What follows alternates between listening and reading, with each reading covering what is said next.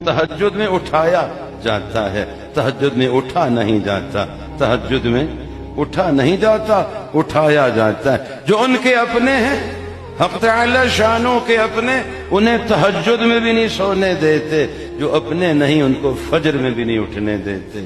تو آپ علیہ السلام یاد ہوں تو تہجد بھی قضا نہ ہو، یہاں تو فرض نمازیں بھی پاؤں تلے روندی جاتی ہیں، تو کیسے اپنے حبیب صلی اللہ علیہ وسلم کی یاد کا ہم دعویٰ کر سکتے ہیں؟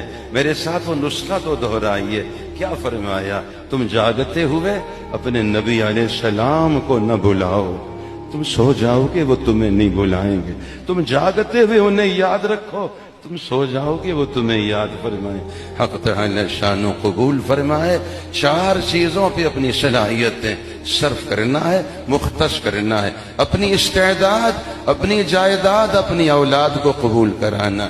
سب سے پہلے دعوت کا کام، تبلیغ کی محنت، فرمائیے تبلیغ کا کام، دعوت کی محنت، 5 اعمال، مقامی اور بیرونی گشت، مسجد اور گھر کی تعلیم، اور روزانہ مسجد کا وقت، اور اپنا سے روزہ پابندی سے ہر مہینہ، اور دوسرے تیسرے مہینہ گھر والوں کو مستورات کا سے روزہ بھی۔ تو سب سے پہلے تبلیغ کا کام